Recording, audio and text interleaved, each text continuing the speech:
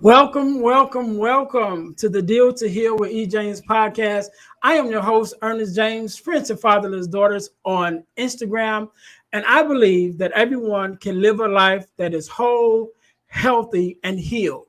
And so I'm on a mission to help people to deal, heal, and fulfill. Deal with your problem, heal from the pain, and fulfill your purpose. So again, I want to thank everyone for being here, to for tuning in once again to the podcast. And I'm here with another guest, the very lovely Coach Love. How you doing, Coach? I'm awesome as always. How are you today, King? I am great. I am great, even better now. I give you a chance to kind of introduce yourself and tell everybody what it is that you do. What do? I do a lot, but my most important work outside of being a mom is being a certified master life coach for men. What I do in that space is I'm just there. I'm here as a guiding light for men as they grow through the pain of processing the trauma that they've experienced in their lives. But particularly, we focus on your mental, emotional, and spiritual spaces because all of those three things need to kind of be healthy for you to do exactly what you just said that you're working with people to do as well. So that's what I do. And I also have decided to embark on the journey of being an author. So that'll be my way to make sure that the message I want to get out to the world gets to where it needs to get to in a very timely fashion, because I think it's urgent that we talk about men's health. Okay. And you know what? And I want to commend you because first of all, I want to say thank you for your time, for even taking out the time to and join us on the podcast. But I also Absolutely. want to say I guess thank you also because I've found since I've been in this social media space, especially on Instagram, I've come across, very few, far in between, women that take out the time to focus on men. And so it's rare. And then when you listen to you and some of the other women who do this type of work, and you realize the heart, you know what I'm saying? Like they're really in it for the love of men, should I say? It's like, Absolutely. man, I'm definitely grateful. I had Absolutely. um, another guest on who deal with men, but she deals with the fatherless daughters. She's a fatherless daughter, and she Okay. works with fathers who's reconnecting with their daughters, after being Awesome. out of their life. So her name was Yana. I had her as a guest. She's one of the few women, like I said, I like yourself, who Mhm. I ran across that deal with men and working with men, and I definitely appreciate it. So for all the men who are listening and who you will help in the future, I want to say thank you now, for the work that you do. And so, speaking of the work that you do, what made you, decide to work with men? And also, what made you want to work with people as a coach, life coach, period? But then even to change that from just working with people in general to work Mhm. directly with men. Oh, that's an awesome question. But first, let me also say thank you for sharing your platform.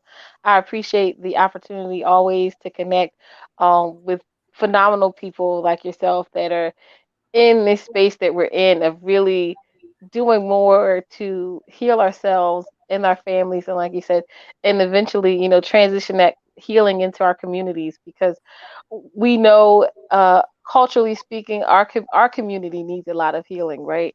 Um, so it's a necessity. I know, for me, I think had I not done my own hard work, as I like to call it, I say hard work because I believe that in the process of you healing, what you're really doing is mending the character of your heart because that's been shaped by your life experiences, what we like to call trauma, right? Right. So I like to say that that has to be done. And I think had I not done my hard work first, I may have never ended up in this space.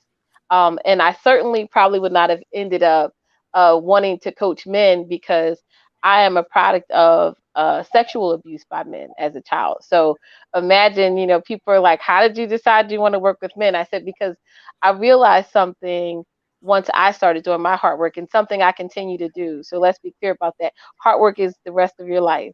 You're going to Mhm. have to constantly do something to work towards healing yourself, because there's so many layers to the trauma and the pain that we've experienced, and you can't erase that in like a month. You know, it takes the rest of your life to undo what you've experienced in those previous decades of living here.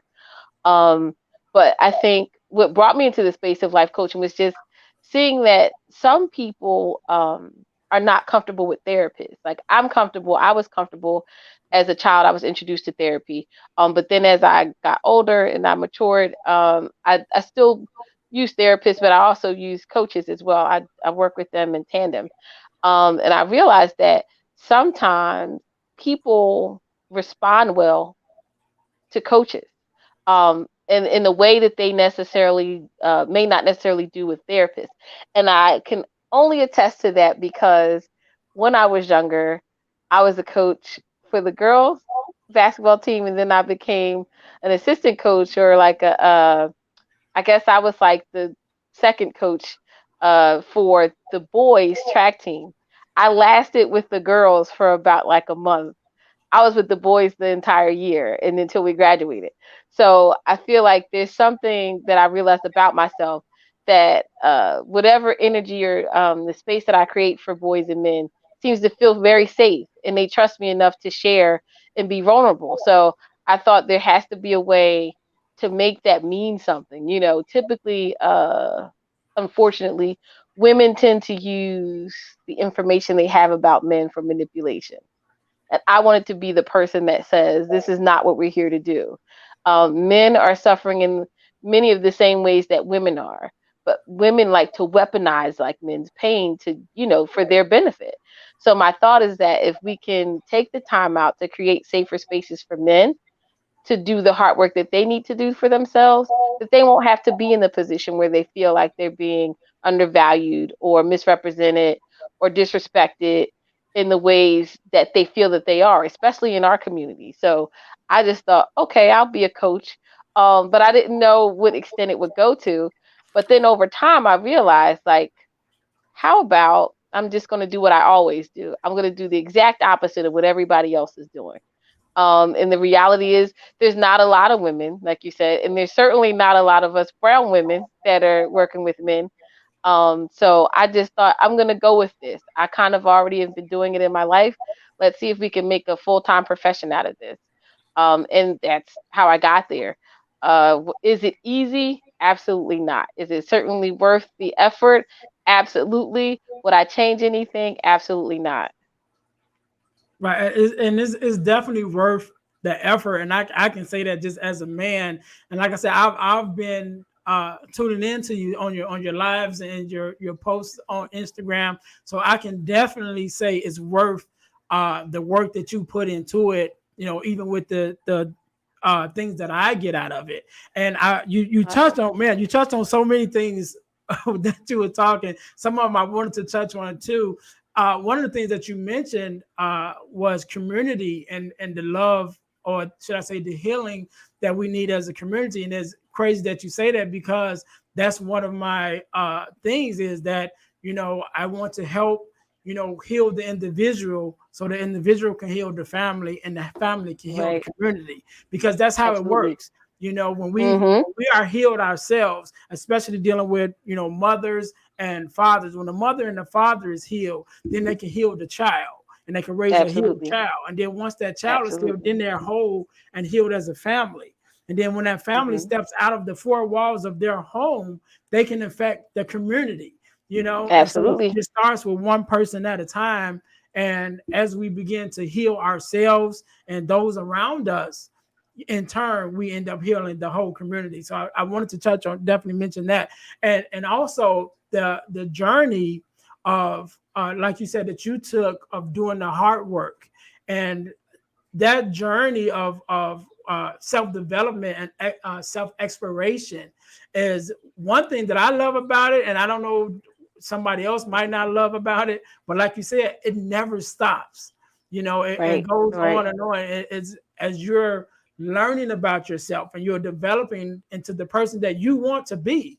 You know, Absolutely. and getting rid of of the things that you don't want to be.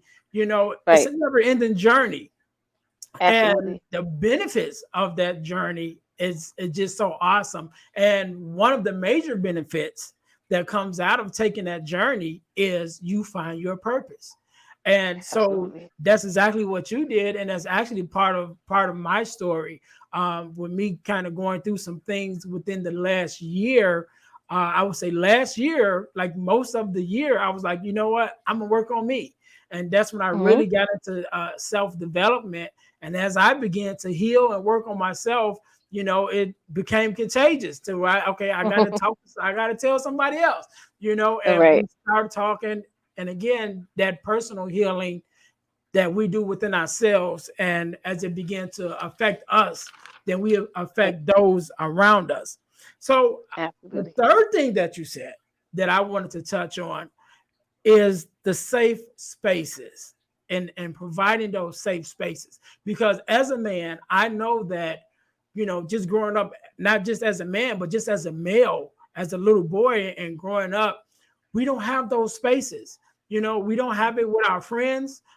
We don't have it with those we love. Like you said, Right. especially with women, and sometimes with girls. Especially young girls. To use your vulnerability against you. And Mm-hmm. so as a man, we often don't have those spaces to release, or just to be vulnerable and say, you know what, this is what I'm going through. you know because we deal with so much, and we have so much on our shoulders, because we have people depending on us. And when someone is Absolutely. depending on you, you don't really want to show weakness. You want them to feel that you got it under control. And so Mm-hmm. would you kind of put forth that persona that you do have it under control, that often causes you, it's a gift and a curse. It's like a castle that has the big fence around it, the big Mm-hmm. fence. And most people say, yeah, they put up the fence to protect them from people getting in. Say, yeah, but it also keeps you locked in. So now you Mm-hmm. can't get out. So it's Right. that same thing. We put forth this persona like we got it all together to reassure those, who depend on us. But at the same Mm-hmm. time, that same persona becomes our detriment, because now we don't feel safe to be vulnerable with those same people. So Mm-hmm. with you providing that space, I definitely appreciate it. And if you could just share with us a little bit about the details of that space and what it means, or even what men have released to you in that safe Mm-hmm. space, that we need to know that it's available. Absolutely. Um, Everything you said is like you said exactly why it has to be done because that word that you used, I was definitely going to use it as well. Men are left to be leaders, but to the detriment of themselves. There's never an opportunity to say, I don't feel like it, I don't want to, I'm tired, I'm hurting, any of those things that are left for, their counterparts to say. And I would say, I think for the men that I talk to, um, most often, what is disheartening for me is that sometimes I really am the first place or first person that they find that safety. And that is like just heartbreaking because my thought is if you're here, you've been here a while in this physical realm, you've had a mother, a grandmother, possibly a sister, you're a father like yourself, and you have a significant other or a spouse, and none of those people, none of those women have been safe for you. So there is a challenge sometimes as a female life coach for men because, especially culturally, because as a black woman, I look like a lot of black men's trigger. I look Mm, like their child's mother, their wife, right, right. their significant other. I may, my tone could, as loving as in the whole as I like to be with people, may sound like, remind him of something his mother said, 25 years ago, just in conversation. So sometimes already knowing that, I have to come into this space just with a different kind of energy. And that is just that one of authenticity, because I like to say, I am love and I do all things with love. And that who I am as a coach is not different from who I am as, myself, without that title. People that know me almost everyone that knows me can attest to uh, the opportunity to have a safe space where they can be vulnerable with me. So, and I don't use that against people. And that probably becomes, that comes from, my own experiences. As a child, you're not given an opportunity to stand up for yourself typically. I come from the generation where, they told you children were meant to be seen and not heard. So Mm-hmm. if you had a complaint, you didn't voice it because there was a Right. consequence to that. And unfortunately, I'm 41, and that means all of the boys or the men that, the men that are my age, they grew up in that same era. But typically, if girls, we break out and cry, we get all the attention in the world. If a boy cries, it's like, what are you crying for? You need to suck it up and stop crying. Mhm. And you're not supposed to be crying. You got to be, like you said, you have to stand up and just show up as this, you know, iron faced guy that's always together. Um, and I think about like my own father. I was raised by my father, and I had some wonderful bonus moms. And when I think of what it was like for my father to raise me, how hard that must have been as a black man in the 80s, getting full custody of his daughter, which is not something that happened often back then. It's not even Mhm. something that happens often now, and it's Right. 2021. Having to deal with all of the things that you mentioned as a man and as a father, and then you got to raise your daughter, right? And she's looking to you to be everything, including, as safe as I've always felt with my father. I still always want to feel like there's this soft side of him that can be, not so tough on me all the time, right? Right. But he's also from a generation where he is like the man's man. You have to be, just 10 toes down to the ground and be firm in your word, because that's all you have as a man, right? But I realized, again, that's been to his detriment. He's held our family together. He's done a lot to be the absolute best father and man that he could be, but there were no resources for him, to just, if he needed it, to help him, bridge the gap with communication, or give him ideas about how to be emotionally supportive to a daughter that was abused, and he didn't know that I was abused because I wasn't with my father until I was 6 years old. And I didn't go with my father full time until I was 8 years old. And then when you think about those things, you think about when you're dating, the relationships you've had with men, the boys and the men that I've gone to school with or that I've worked with, my coworkers, having friends that had, significant others that had obviously been traumatized. But again, they didn't have a safe space. So one thing, that they say is true, you hear people say all the time, is that, hurt people. Hmm. I realized the abuse I suffered in my life as a child. I was hurt by those people, but at some point before they got to me, they were also hurt. And then, of course, when you're growing and before you go to therapy, you'd be like, I can promise you, before therapy, there was a lot of hate and malice in my heart. I thought I would never be able to forgive anybody. I thought I'd be angry and just hurting all of my life.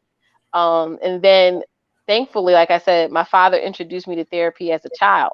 So I got a chance to see the other side of what it would be like if I wasn't so angry and if I was able to forgive. So when I got to that, as I got older, like you said, it got good. Like, okay, I could keep doing this because I'm liking what I'm discovering about myself and about my life and about how I can navigate through all this pain. So I kept doing it. I've gone to therapy for the last, just forever, it seems like. There have been breaks in the therapy, but it's always something that's part of my self care, I'll say. And it's necessary. So because I do that, what I learned, the three things, this is why I call heart work. The title of the book is Heart Work, the Self-Love Trifecta. What I teach from is always the trifecta. And that's there's just three things. People think trifecta is something fancy. It's just three things, that we have to master, or that we learn to master in the space of self-love and care. And that's forgiveness, gratitude, and positive affirmations. And that's universal for all of us. That works for boys and girls and men and women alike. But those are like the three core things that I recall made the most difference in how I evolved into the person that I am now. And that's necessary, like I said, for all of us, but that shows up differently for men than it does for women. So when I realized that, that's what made me say, I can focus on this, but I can definitely make a difference in the space of me doing it for a man that looks like you, that I know is a father, even if you're not a father. But also with men of every background, because honestly speaking, more often than not, the men that I coach don't look like us.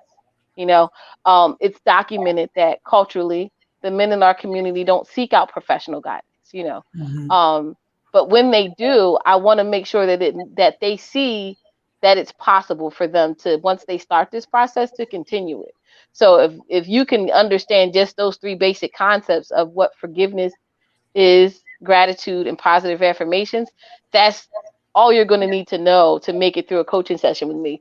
The hardest part for the men is that the honesty that they have to release and the vulnerability that has to come in that space. But my energy is such that that's typically not a problem. People will just reveal what they want to reveal in the first session, and we go from there. And we don't stay in that space of their childhood long, but we gradually work to where they are. But it's something you have to face. You can't really deny your pain and actually think you're going to overcome it at the same time. So that's how we got there. And that's probably the space I'll stay in as long as I'm a coach.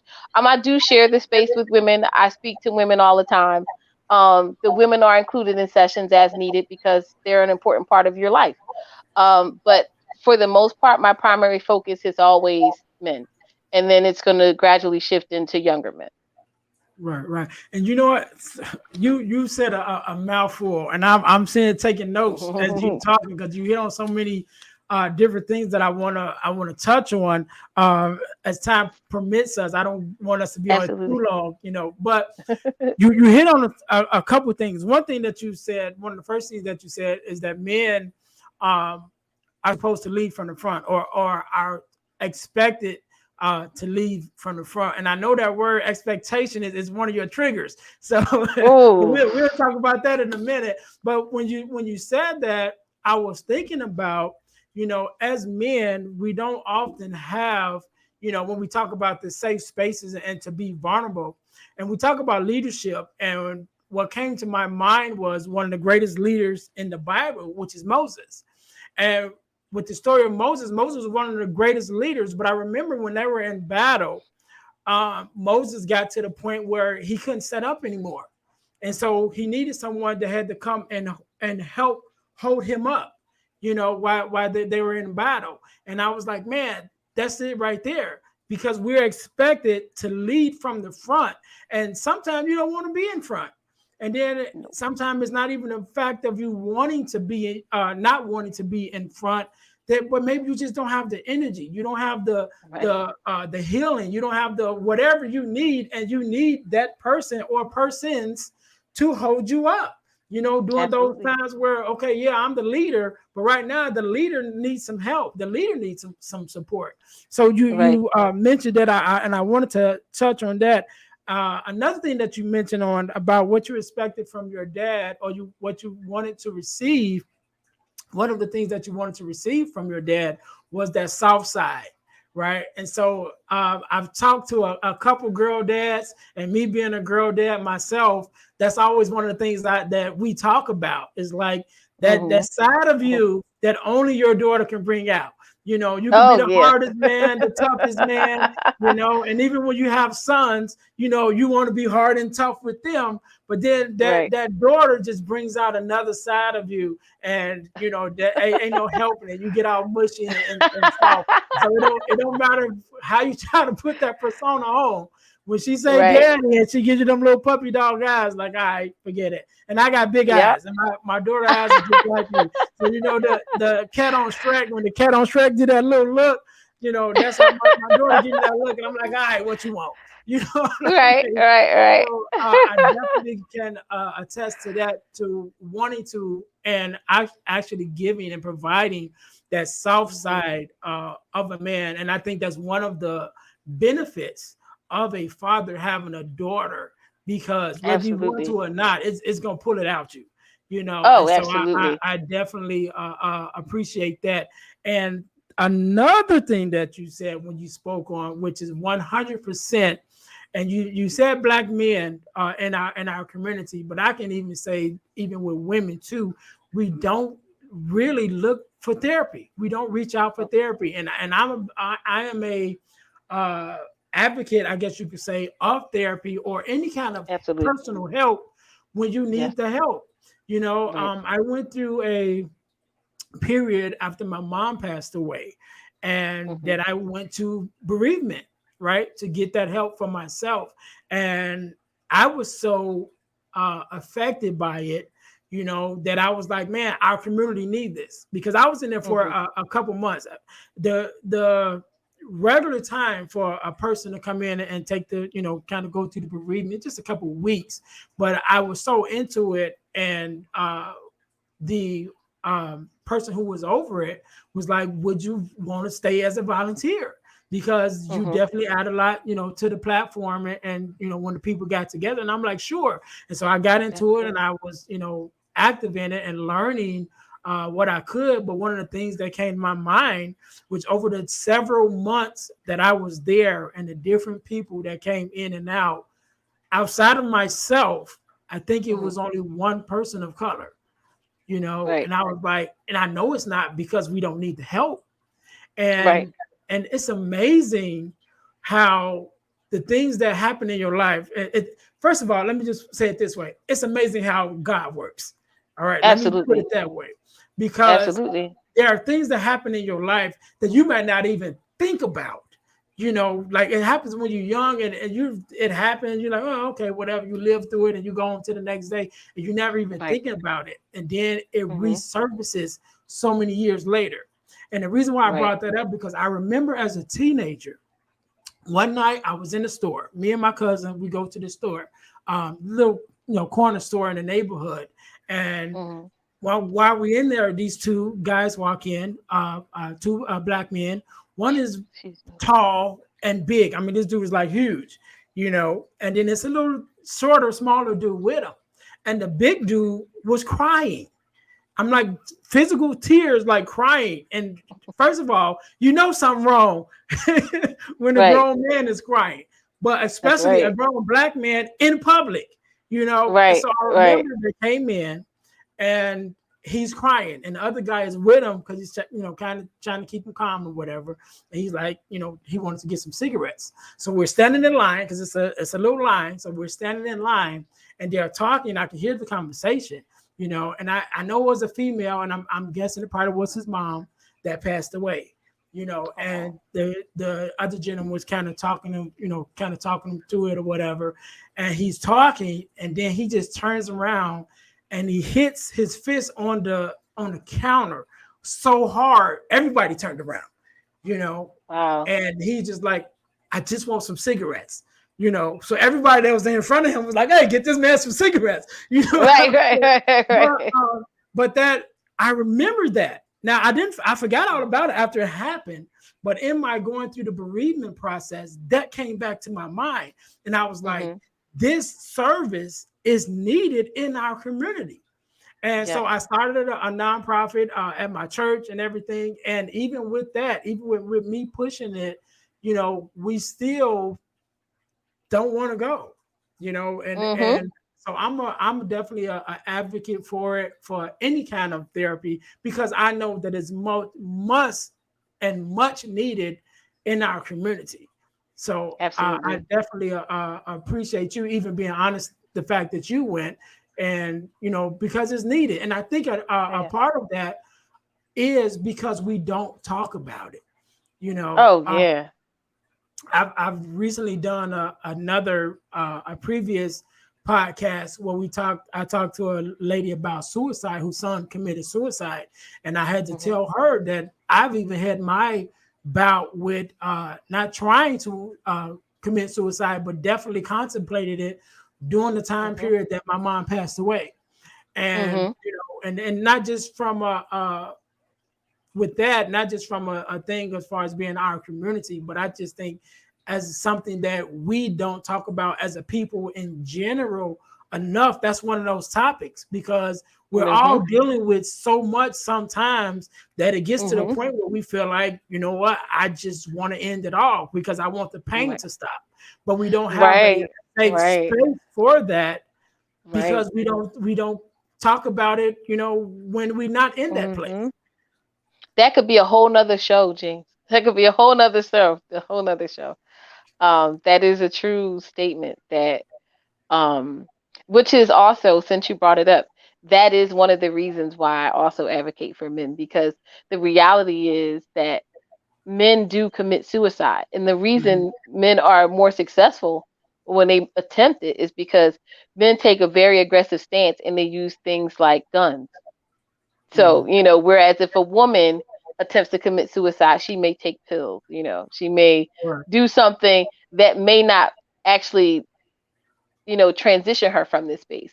But men choose very definitively how they want to end their lives. And typically, if they make that choice, they're more successful. The statistics on suicide among men is so much higher between those ages of, like, even I think it goes down to like 13 or 14 up to like Mhm, a certain age. Men do commit suicide at such a high rate. And it's for that same thing you just said. There's no open space, there's no safe space, there's no opportunity to release anything. I did a post, I want to say it was either today or yesterday, and I put, fellas, start crying. I seen I that. really I seen that. believe that, you know, I posted probably sometime last year before that every tear that a man doesn't shed is likely to show up in a moment of aggression, because Mhm, there's no release. There's never a release for you guys, like, ever. So it makes sense that at the end of a bout, or in the midst of a bout of just life, with no support, no resources, because we're talking about therapy and coaching, but they're not always made accessible, and if they are accessible, they may not always be affordable, for a man to actually utilize the service.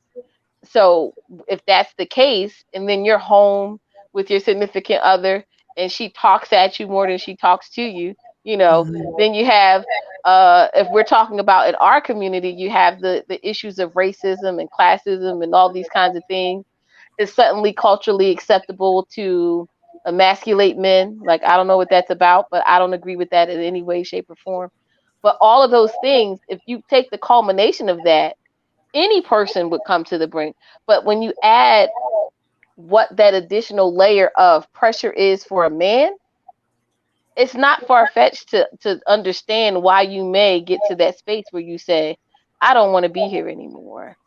I'm not valued here. I'm not cared for here. I'm not loved here. Why am I here? If my presence here is not making a difference, maybe I shouldn't be here. That's not a healthy conversation. That's not a conversation that people like to have, but that's the reality. But we can't denounce the fact that, like you said, there are men, there are, sons and daughters and women that have lost people to suicide, and they've lost the men in their families to suicide, a brother or a cousin, or a coworker, a friend, somebody. And we're still not talking about it.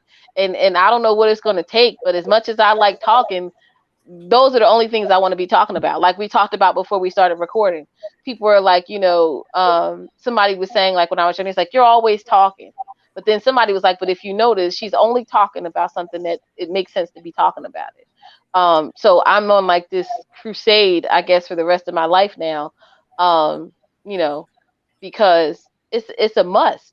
We can't keep, as a society, as the citizens of this world, we cannot continue to think that what we have is going to continue to exist if we're not willing to support the men that we're charging to lead us all the time. So however I can do that, however I can change that narrative, I'm going to do that on purpose. Right, It right. just has to be done. And again, I definitely appreciate that.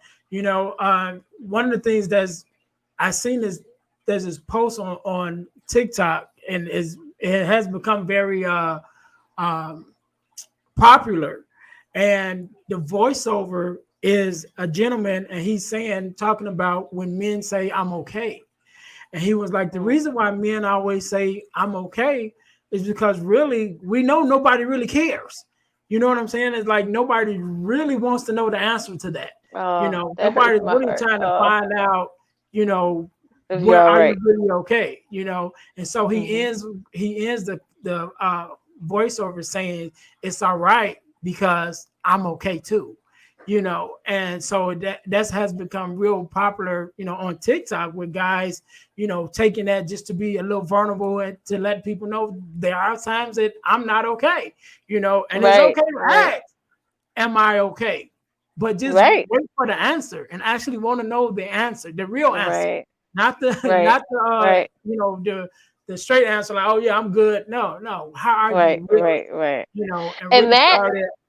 what you just said is exactly why the men that I've talked to, whether they're, in a professional space or a personal space, they've all said that. They said, you actually ask, and when you ask, you genuinely want to know if I'm okay.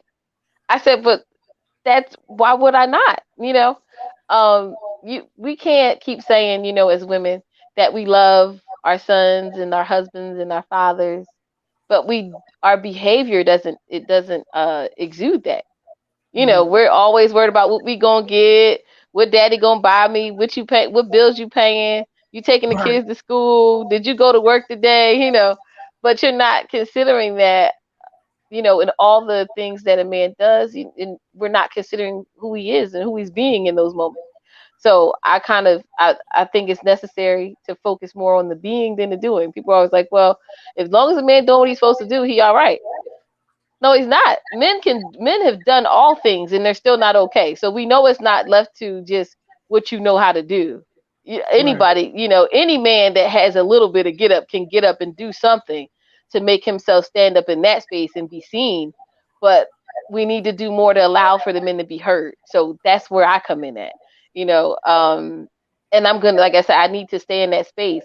But I also want to share, just while we're here, because your organization is called Fatherless Daughters, is that, um, again, I do all things with love. Any person that's listening to this podcast, whether you're a daughter who hasn't had the experience of a healthy relationship with your father, understand first and foremost that your father is who he was, and he'll always be that person. He'll always be that man. But understand that his character may not have been as such that he could be in a healthy relationship with you. We have to mhm, understand that parenting can happen by default. It's not always a choice. Typically, a man doesn't know he's a father until the woman tells him. And right, unfortunately, we live in a society where the relationship a father can have with his daughter or his children is typically allowed to be dictated by the mother. So I'm saying that to say, don't make any assumptions. Assumptions are never safe. um, and don't have any expectations in your mind of what you think it could have been or what he should be to you if he is present or if he's not. But I like to tell my son, because I am a single mother, and I'll share this, is that just know that who you are as a person, that it took your mother and your father, and that you're the absolute best of who he is. So if you happen to be missing your father or you're missing your mother, just know that who they are, the best of who they could be and of their character at heart, you embody that. And the reason we have to say that is because when we allow our children to think that the parent that may not be able to be present, and I mean physically, emotionally, spiritually, and financially present, is not there, they develop a narrative about themselves that makes them think that they're not loved and that they're not cared for. Because if you're always hearing your mother say, your father ain't no good, at some point, a child may internalize that to think that you as a mother think they're not any good because they're connected to that same person that you're just creating that narrative around. So again, this is where the forgiveness comes in at.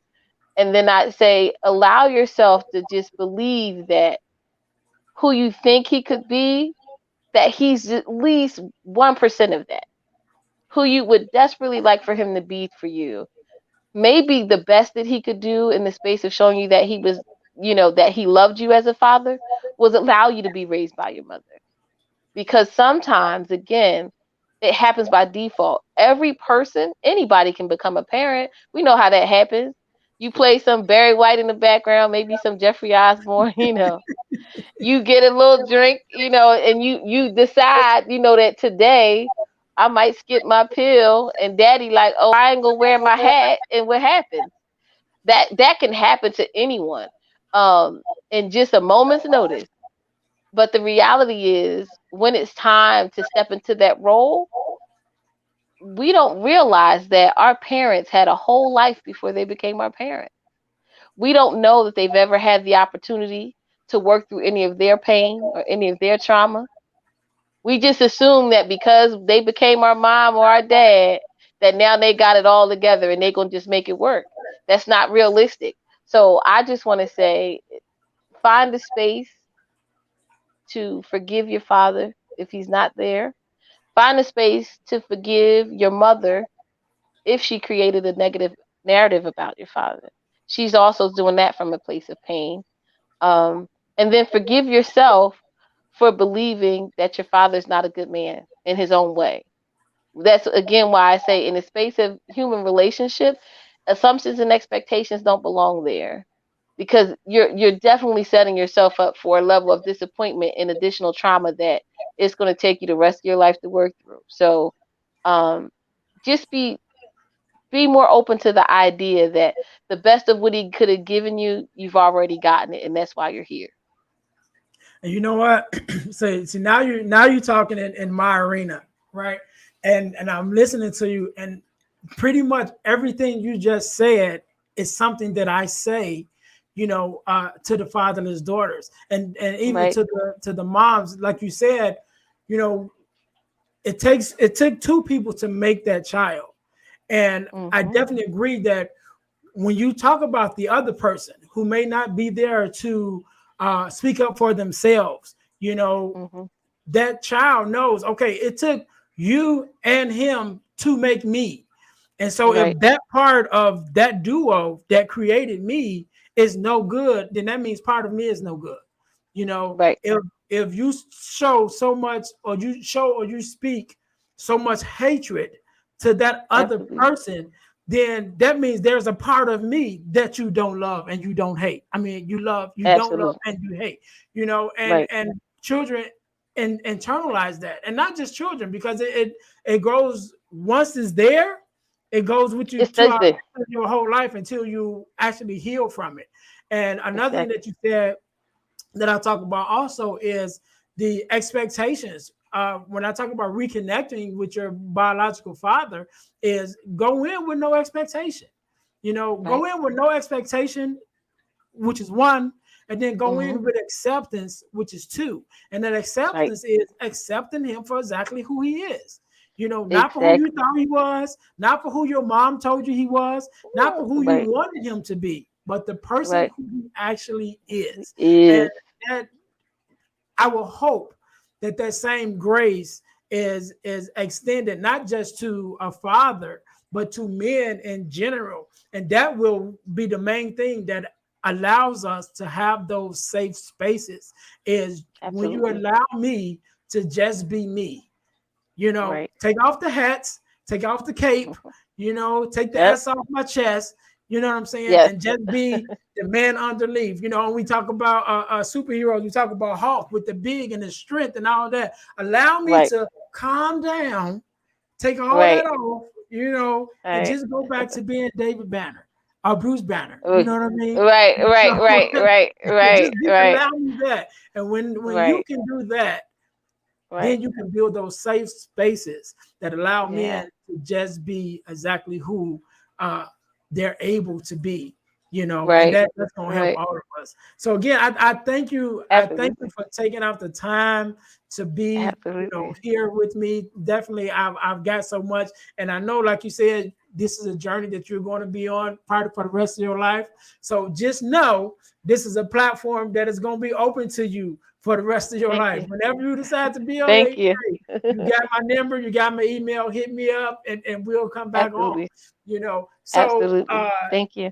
I let you have the last word, and I want to just to talk a little bit about. I know you talked about being an author, so in that space, talk to us a little bit about what you have in store for us as the readers, and also you can give your contact information and where people can find you and how to work with you. Absolutely. The first book that's coming out, of course, because I said the core of what I teach is HEARTWORK, is actually called HEARTWORK, the self-love trifecta. And then the subtitle is just the 12 benefits of practicing forgiveness, gratitude, and positive affirmations. That book will actually be out probably by the time this airs. You guys will be able to access that book. Okay. And then on I want to say November 18th will be the release of the next book that I have that I'd like to read. And that book is absolutely for all of you wonderful men out there. It's called Dear Gentlemen, Healing is for You. That Mm, book is very special to my heart, and I'm looking forward to sharing more about that in upcoming days and weeks. And I want to say that the best place to find me is in the comment section or on somebody's platform advocating for the mental, emotional, and spiritual health of men. You'll always find me somewhere in that space. But most directly, you can find me on Instagram at One Coach Love, and that's because there is only one Coach Love. Uh, and then, of course, if you reach out to me there, I also share all the time on social media, and I'll share it here today. My DM is always open. It's a safe space. It's a judgment-free zone. You're welcome to reach out there, whether you're a man or a woman. I will not decline anyone that is requiring some guidance. I like to say I don't help people. People don't need help being themselves, but they do need someone to share a different perspective so that they can actually recondition the character of their heart. I'm not anybody's helpmate, and I'm not going to ever sign up for that. I just like to say I'm a guiding light, and I'm only that guiding light because God asked me to be, and I'm not in the space of being disobedient. okay, okay. And I'll tell you right now, just send me an invoice. Okay, send me an invoice for both of the books. And whenever they come, you can send it to me. Just send me an invoice. Again, I thank you so much. I thank you so much. And definitely Thank you. Thank you. when you're ready, because I listened to the 3 points that the trifecta, and I'm like, you know what, we got to talk about that. We got to, and I Absolutely. actually had wrote down like, okay, I wanted to talk about. Okay, so that means we got to do this again. So Absolutely. And when we can you're always ready, do a live on Instagram. I like doing those. Those are always fun. oh, hey, that works too. That works too. So we'll definitely have to set something up. Again, thank you Absolutely. so very much for coming on and sharing your expertise with us, sharing your Thank heart you. with us, and even Thank you. here with the conversation that we had. I know because I feel safe. You know what I mean? Absolutely. That you are uh, building Thank those you. safe spaces for the men that you come in contact with. And again, from them to you, I want to say thank you.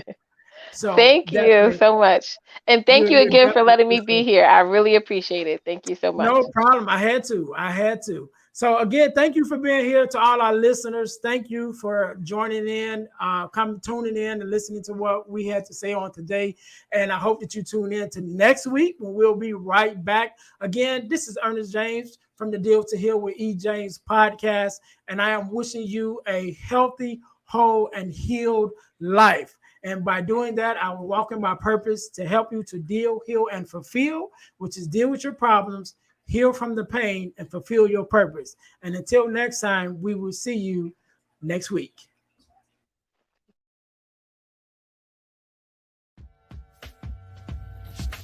Welcome.